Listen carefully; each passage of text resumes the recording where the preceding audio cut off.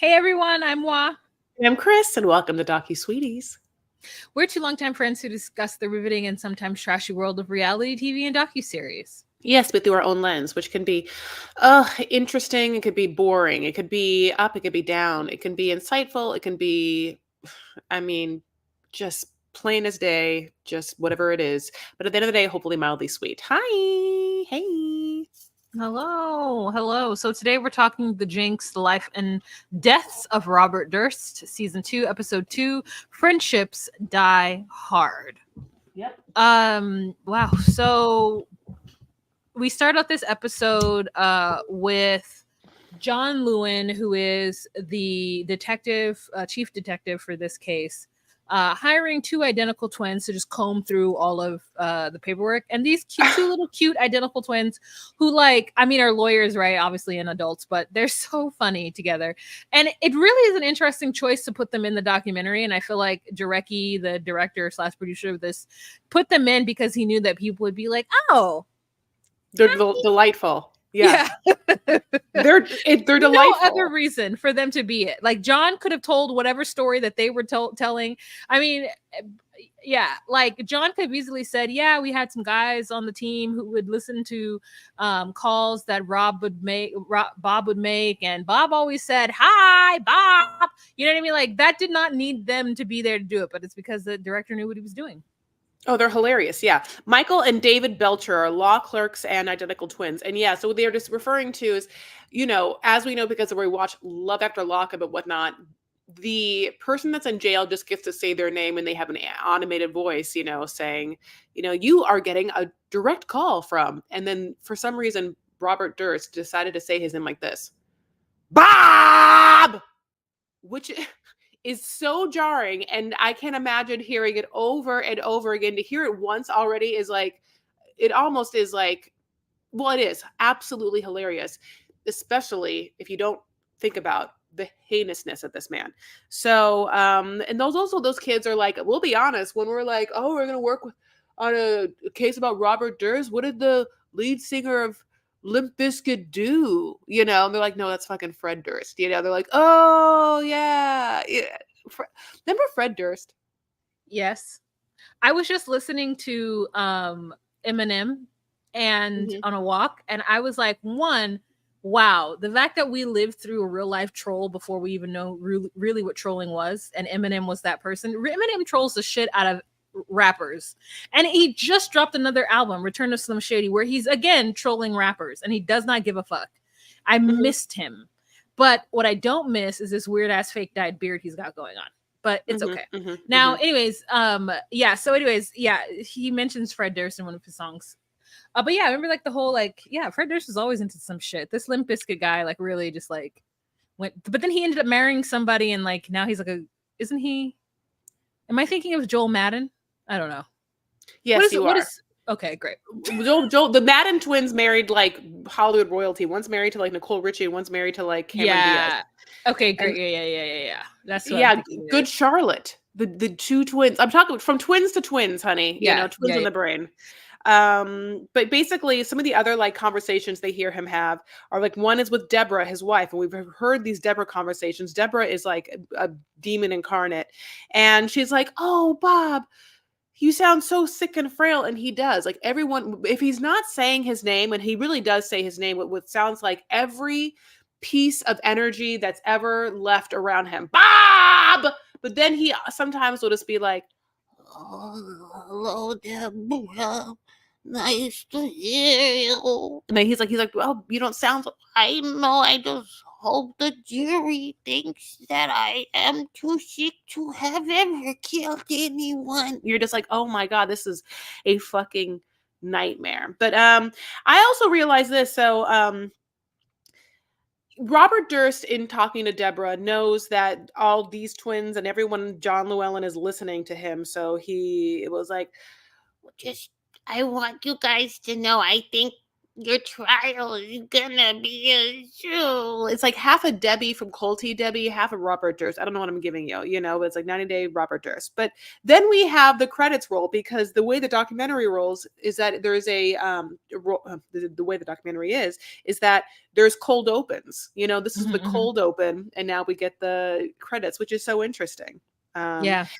And then we all, yeah, it's a style. I was going to say, we also meet someone named Habib Balian, which I was like, oh, are you, like, you Lebanese? Are you Syrian? You're Armenian? One of those. I'm going to say Armenian, and then lived in Syria for a little bit. I mean, or your family, is that what happened? I mean, Habib Balian. Okay. It's like, yeah, it's like they were like, oh, my love, my sweet Habib. TBB, like they just like shortened it, and it's so cute. So he is already starting to get like some feelings from Debbie that the whole trial is going to be a zoo, just because of everything that Lewin is doing. Like they're reaching out to everybody. They have a cork board. It's great. I mean, the cork board is like visually great for us as the audience, but I hope he has his own corkboard, not just the one Jarecki put together for this documentary. But we start to go through just basically what the aftermath was of the Jinx Part 1, Bob being in prison and having these calls with all his friends. Now, let me tell you right now, I think that if I was friends with somebody who was able just to give me $300,000 to live my life at some point in my life, and they didn't do anything to me, and I wasn't an accessory at all, I think now I understand why so many people just hang around Bob. He pays them to.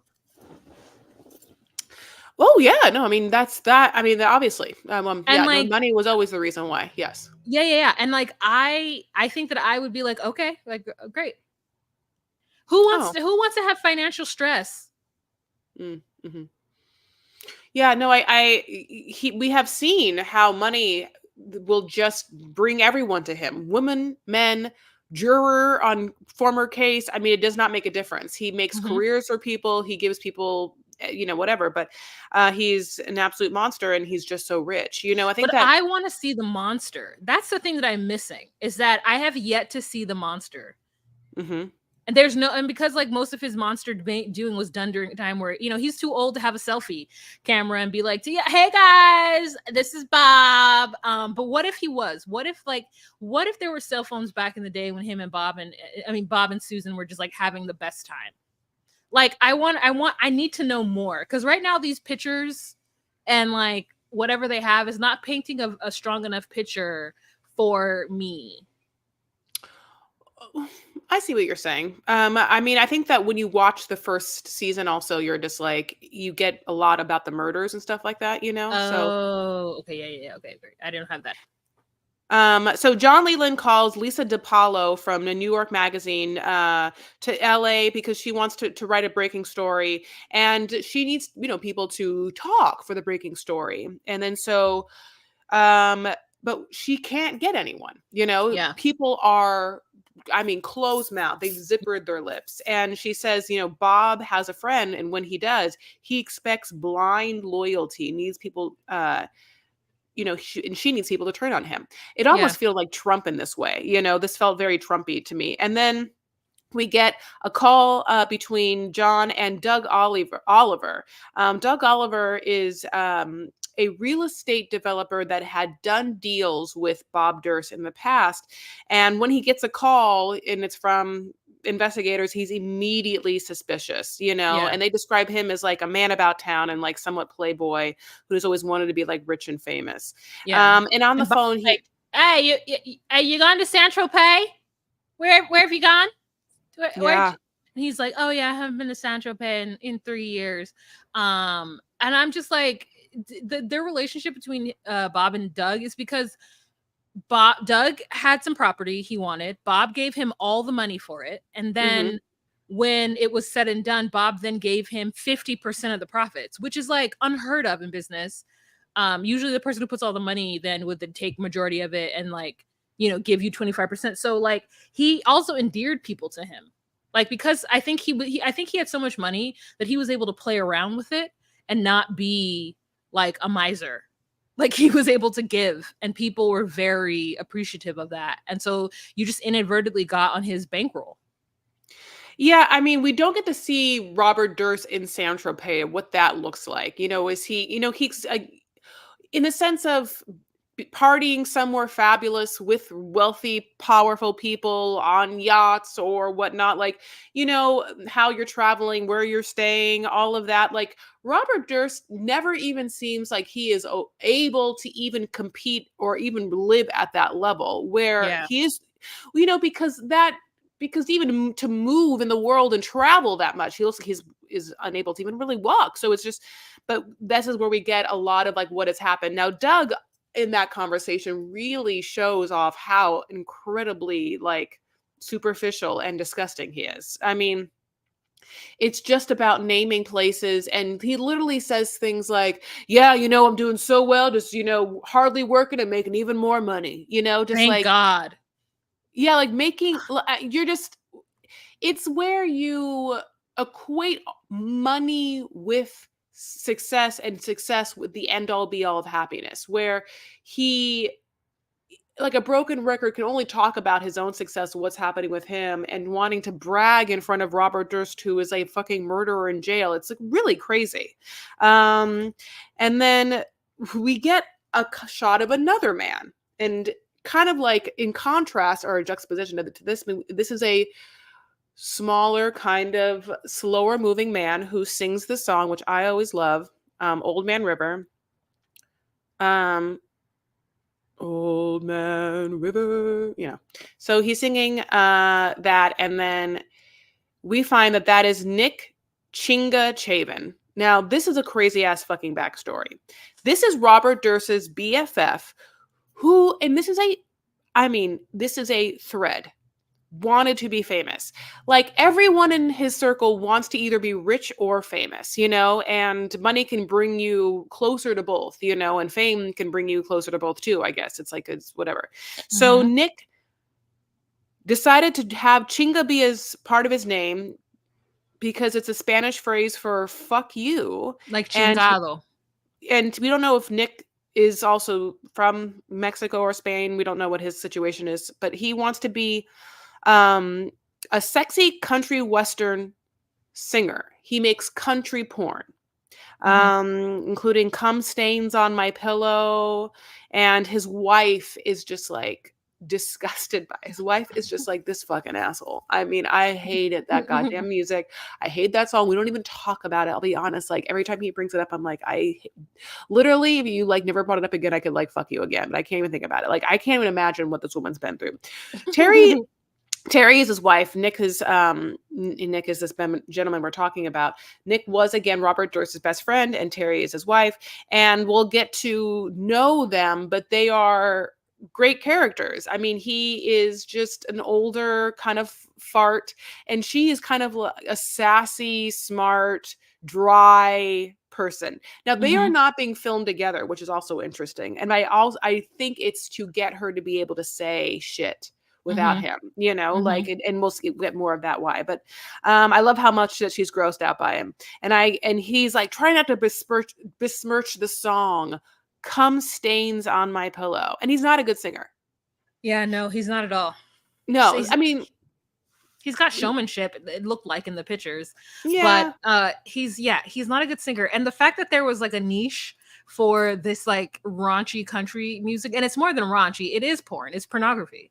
To like, I mean, you don't even use euphemisms to talk about it. You just straight up say "cum stains on my pillow."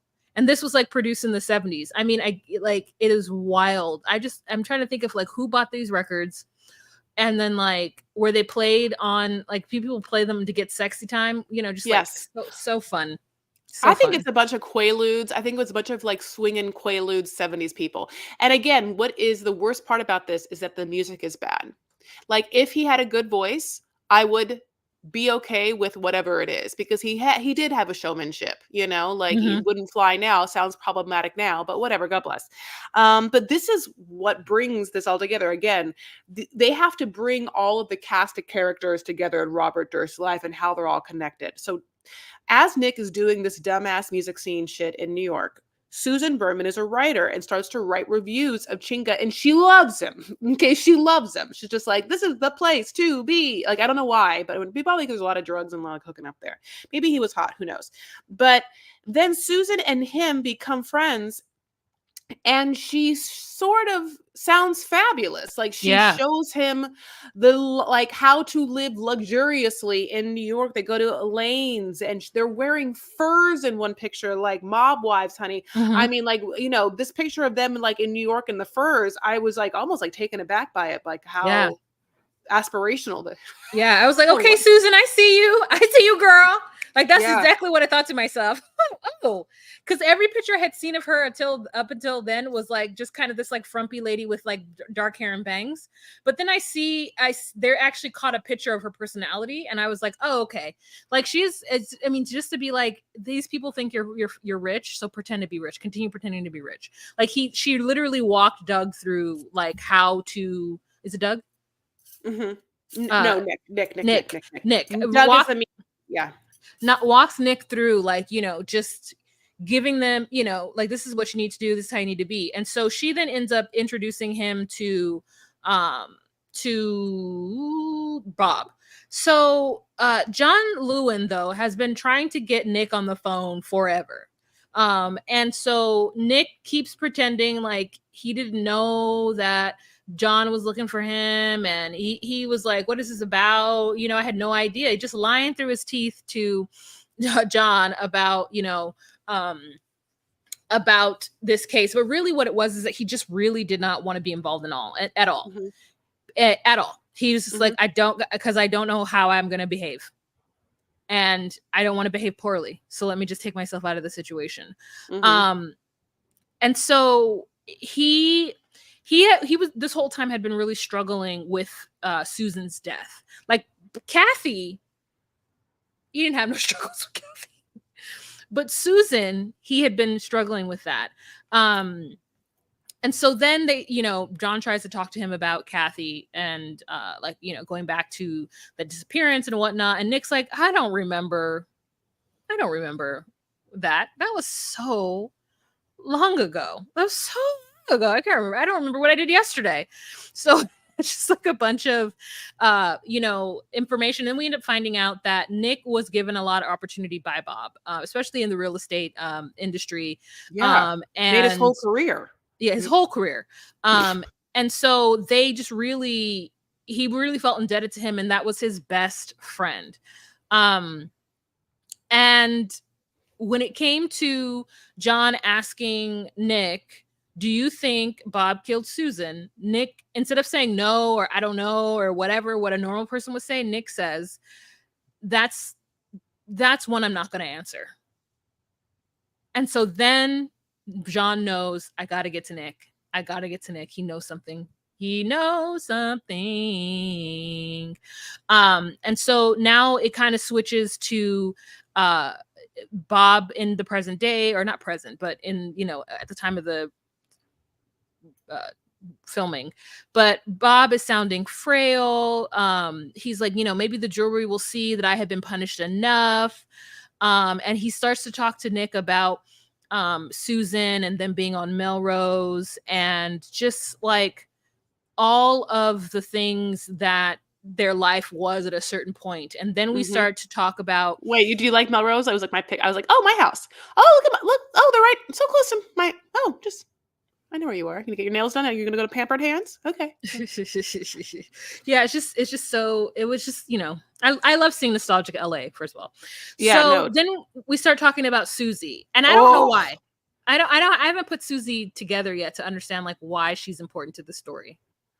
Because she is the last resort, side piece jump off that like he went to like send money because he wouldn't put Deborah in like certain. I mean, so Susie. Okay, so let me just go this. So just to make sure this is, trumped home, when he starts hanging out with Nick, Nick has no money, has no job. Robert Durst is like, you know what? I'm going to set you up at an ad agency that handles all of my family's New York developments. And so them alone, the Durst family developments in New York are like, it's multi-million dollars. So the fact that they own, I mean, like he can call up the ad agency that he is with and be like, hire this person, because as a major source of like your money, you're not going to say no. So he gets his best friend hired. Now, Nick has an assistant at the ad agency, and that person is Susie. Okay. So then Robert, who would come in, obviously Nick's his best friend, and obviously, you know, like he just gonna roll in with whatever project, also becomes like, you know, friends with Susie. And Susie always had it out to have a certain come up in life. You know, like Susie had gone to Nick and was like, hey there, boss. If you have any like rich friends that like need, you know, a little like pussy warmer, I'm your girl, you know, like just basically like whatever. This is what Nick says. So he's like, well, I mean, she seems absolutely fucking bananas. And I'll tell you who else also is bananas, that Robert Durst person, you know? And like, I think that also what we should not say and or say is the amount of copious drugs probably happening here. You know, like think about the fact that this is like 80s New York at the life. Like, you know, like either we're in the 70s or we're in the 80s. And if we're in the 70s, then it's Quaaludes. And like in the 80s, I think more Coke. I'm not quite sure. I never lived in New York during this time. I was such a baby. But so that's another thing. So she just is like hooks up with him this entire time, you know, has been hooking up with him for years, you know. And I'll be honest, when we see Susie in real time now, you can tell that Susie has not led a sober life, to me, in a Robert Durst smoking meth kind of way is what I'm telling you. You know, I mean, like that she oh, absolutely. I mean, when I saw that face, honey, I was like, ooh, she's like, yeah, I mean, I don't know how Deborah does either. I think that at some point, if you're super close to him and or have sex with him, then you're absolutely having to do meth. I have a question. Great. So do they talk a lot about Robert Durst's meth usage in the first season? They do talk about it a little bit, but remember how even now, he was like, oh, I said the thing about killing them all because I was on so much meth. You know? Yeah. No, I know that. I just thought that there had been more talk of it, maybe. Yeah, I think there is. It's crazy. Yeah. So basically, Susie. Yeah. So anyway, were you gonna say anything though before? Yeah. No. I mean, I just didn't quite understand like why she's brought into this. Besides the fact that she was like maybe his girlfriend, but we do find out that she's loyal to him. Very loyal. She tried to send him. Well, yeah. So they are on the phone together. The fact that you have Robert Durst, Bob, talking on prison phone to Deborah and now to Susie, and both of them just like, oh, I love you so much. To to be those twins, hearing all of this, just being like, this motherfucker, like, yeah, it's wild. Yeah, he's got Susie looking for a little love nest for them when they get out of prison, and he's got Debbie, I don't know, doing other stuff. So it's just like he's got these two people like beck and call who are going to be loyal to him regardless of what he did to his other wife, first wife. So we have love nest. And so then Susie is like trying to send thousands of dollars by mail to help Robert escape to Cuba. So she was a part of that when he had all that, like the mask and the money and everything like that. Yeah. I love her explanation. She was like, I don't even know what the fuck I packed. He told me to pack, honey. I just pulled my car up. I illegally parked. You know how it is, New York. I put the hazard lights on. I run upstairs. It's pitch black. I just throw clothes in a fucking bag. I don't know how people do that. Like if somebody were to be like, oh, Mohammed just threw clothes into a bag, it would be all underwear. Like I'm unable to like really. Well, she threw only packs of money. She didn't even throw clothes in it, honey. It was just, you couldn't even see what she was holding. She thought it was cotton, honey, and it was paper. I can't do that. I have to like literally think about, okay, I have my pajama. If I'm going to sleep in it, maybe I'm not going to sleep in it, but I have a pajama or I have an outfit that I can wear as pajama. Then I've got a lounge, something to lounge in, because there's always going to be a time where I get back from wherever and I don't want to lounge around in my street clothes. So I need a lounge outfit. So then I have a lounge outfit. Then I'm like, okay, I'll need if I go out to dinner outfit, at least 3 of those. And then I'll need like some comfortable, just throw on like a jeans and a t-shirt type situation. But mainly like the lounge outfit is really important for me. And then And then I'm like, yeah. So it's like, then I need a bathing suit. Then I'm going to need different types of shoes. I'm going to need a shoe for inside the hotel. I'm going to need a shoe for the pool. And I'm going to need a shoe to go into the streets with. So I need a sleep-in bra. I need socks. I need socks for if it's inside socks, yeah. I need different purses. Yeah. But let me just go back to this. So she gives that banana story where, she's like, I know there was any money in there. Maybe just a couple of dollars. I don't know. It was like, packs and packs and packs of money, like rolled up, like already packed in bills. And so we got to the present, and basically what's happening is Robert Durst's lawyer is telling him, like, okay, we're going to go to trial, and we're just going to go and talk to all the people that are going to be witnesses in the trial and know what's going to happen. And we know that he has two lawyers, right? He has that old white-haired lawyer, and he has that younger, fat lawyer with, sorry, I shouldn't body, bigger lawyer with like long hair. Okay. And the long haired one is from Vegas, right? And the other one I think is from the South or Texas. something like that. Yes. Yeah. Okay. And so Texas white hair old man lawyer who looks like he wrote like the Confederation himself. He looks, he wrote the Federalist Papers, what? I was thinking about it the other day, like 2 days ago as I was driving, that for the longest time that I thought the Confederate flag was just like the flag for America's white people. Because there's an African American flag and there's like an African American like national anthem. So like for the longest time, the Confederate flag did not it wasn't as specific as it is now in my mind of like, oh well, not everybody, like that's not their flag. I literally was like, oh, that's their flag. Yeah, I'm so not flag. I didn't know I just don't think about the Confederate flag at all because I was born and raised in California, and just like we don't ever, we never see it here. Like we don't have a Southern culture here. There's nothing about the Civil War or anything there's no statue. Like all of that seems like Europe or something where I'm like, what are you talking about? There's none of that culture is here. We don't even know what that is. I don't. Yeah. We do have our missions, our California missions. They really hammered that into our heads for so long. And then yes, they did. Fell off the earth. Like I haven't thought about a California mission since I was in elementary school, but in elementary school, I thought about them all the time. It's weird. San Juan Capistrano. Basically, Robert Durst's lawyer can't see Nick. He went to go to Nick's office, and Nick's office is like now a battleground. Like if Nick's in his office, honey, and suddenly at one point the boss comes in with a sticky note being like, "Talk to the police." And he's like, "Fuck." Yeah. Now he's at his office, and he know that Robert Durst's lawyer is trying to like come talk to him, see what he's gonna fucking say on the stand. He's like petrified of that guy. He like hides in the fucking banister. Yeah. Like for an hour, the Robert Durst's lawyer has to go home and not having talked to him, and then tells Robert Durst. And now Robert Durst is scared because, why is that happening? Like, yeah, why is Nick doing that?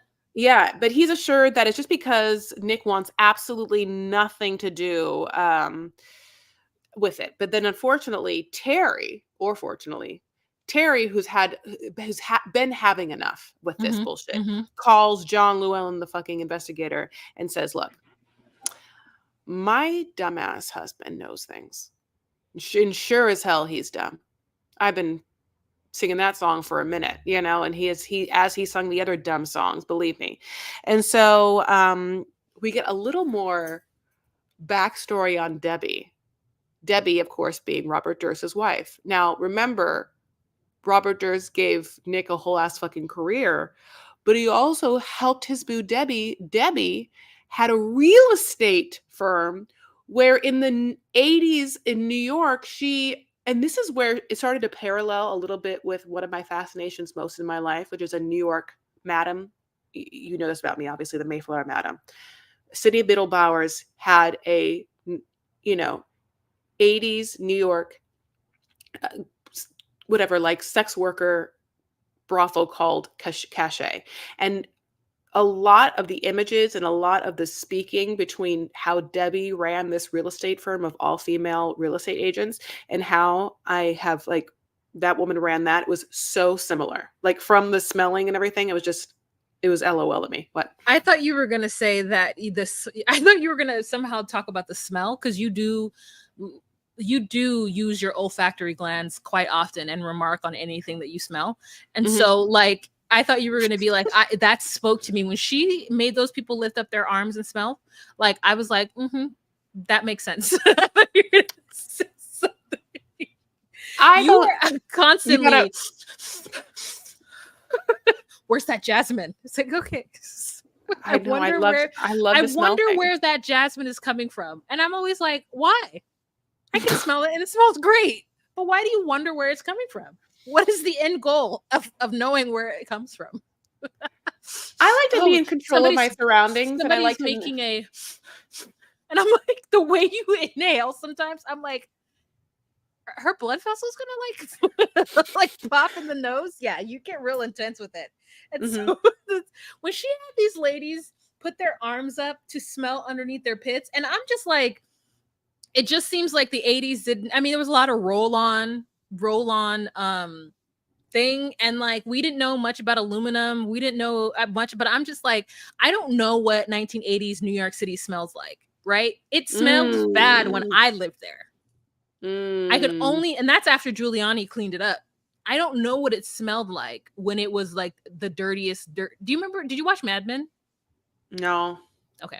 Anyways, in Mad Men, there is a scene where the only scene where one of the ad agency people come out of the ad and actually walk on the New York City street, and it is shockingly dirty.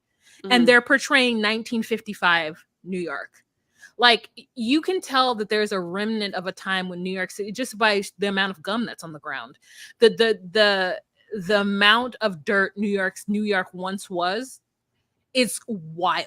I've been to some dirty parts of LA, and it will never compare to just a regular part of New York.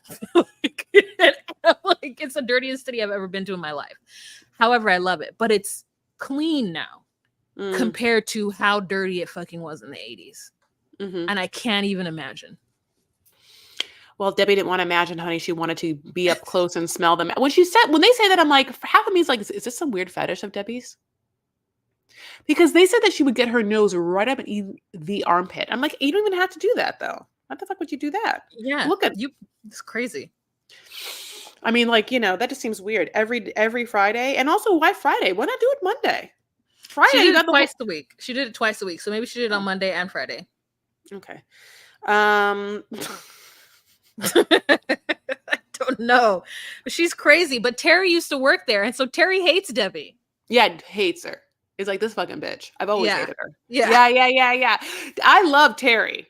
Terry is so great, like a good. I want Terry to take them all down. Terry, tell me what you think about Susie too. Like because that like she knows a lot about Susie, and she must fucking hate Susie. Yeah. And that's been her husband's assistant. Yeah. That whore. That gold digging whore. Yeah.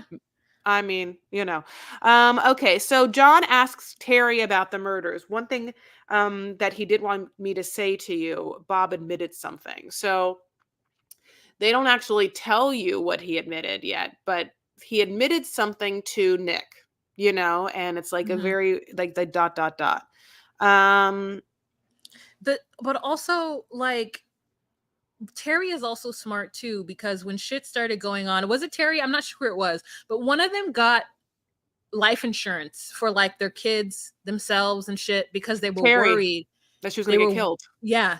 But I'm like, Robert looks like he's 5'7", very slight frame. I'm looking at these pictures and I'm like, I feel like I could fight him. But I know I'm wrong, obviously, right? He's dismembered a whole body. Like, I can barely cut up a chicken. I can barely cut up a chicken with a sharp knife. I can't do it. So, like, I'm like, for someone to be able to dismember a human carcass means that they have some kind of strength behind them. And then to do it when you maybe supposedly have never done it before. Like, I mean, if somebody were to tell me that he was like an avid hunter who used to like skin his own deer and do whatever, then I'm like, okay, this is all starting to make sense. But nothing in what Bob does on the day-to-day lends me to believe that he has any kind of skill set when it comes to murdering people, but apparently he does. I mean, he somehow does. I mean, one thing about him, I'll say this, is that it doesn't seem to be that he actually hunts people. He just seems to kill people that get in the way of what he needs or wants or threatens his lifestyle. And Now, I I'm not wonder saying what it's better. Kathy did. I wonder what Kathy Yeah. was doing because like he used to beat her apparently. Yes. And Yes. she had a cocaine and, alcohol addiction. Well, they But said that too, to yeah, make they her said look that she bad. had that too. So it's just really interesting that it's like what because like I said before, I find it hard to believe that Kathy was his first kill. And I find it hard to believe that he didn't kill anybody from Kathy to the guy in Galveston, Texas. It's just it Well, just wouldn't. he'll kid Susan. Susan But he happened can't. in between, right? Oh, okay. I thought Susan happened, but it doesn't matter. Okay. The killing between the 80s and the late 90s, early 2000s is the thing that's like, You think there's more? yeah. I'm like, oh, there has to be. I mean, unless you're just like what you said is that he only gets the itch when someone is in his way. I don't know, but maybe you're right. Maybe he's there's a string of other ones, but basically Nick will be like, oh, don't listen to fucking Terry. Terry doesn't know what the fuck she's talking about. She's, her memory is sketchy and she barely remembers anything. Cut to Terry, who is smart as a whip. I mean, literally, they Just do. lucid. Yeah, they cut to Terry like right after he says that, and Terry could have just literally looked at camera like fucking Jim at the office, like,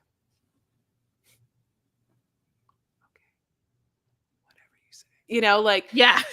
basically Nick says that at a dinner, Bob admitted something and he asks, what do you do when one friend kills your other best friend? Yeah. Yeah. And that is, friendships die hard, like, and it's true. I think that, relationships can die hard, but like long-term friendships, like it's a hard death. I mean, and there's no action movie to make it palatable. This was better than a movie. I mean, what a fucking story. Like if you can't write being a country porn star or wanting Yeah. that to be your life, nor having like a smart ass, quick ass wife to be like, ugh, and then all of you have made your whole lives living in New York incredibly expensive off by just one man. I mean, all of it is wild, And does all of these Robert people. What about did they talk about Robert's family and his siblings and shit Yep. in the season 1? Yeah, Okay. exactly. Okay. Robert has an older brother that runs the family's business or whatever, and so we Okay. talk. Yeah, and so we're wondering. Yeah, I can't wait to see if any of that comes back. Well, All right, you guys, that's the end of this episode. Thank you so much for joining us. Hope you enjoyed that conversation. And if you at all would like to see the visuals of what you're listening to, you can join us on patreon.com/DocuSweeties for $10 a month. You get live every first Monday of the month, plus other goodies. So if you're interested in that, please join us there on patreon.com/DocuSweeties for $10 a month. But if you can't do that, Chris will tell you some free options. Chris? oh, go to your Instagram, honey, and just type in @DocuSweeties. Then go to your TikTok, do the same thing. Follow, like all of our things. Please share them. Also, we're on X, DocuSweeties1, Facebook, the DocuSweeties podcast Facebook group, YouTube. We're there. Subscribe, like, comment. And at the same time, if you haven't given us a 5-star review, get on it. All right, you We love guys. you. Thank you so much for joining us. We'll talk to you later. Bye. Bye.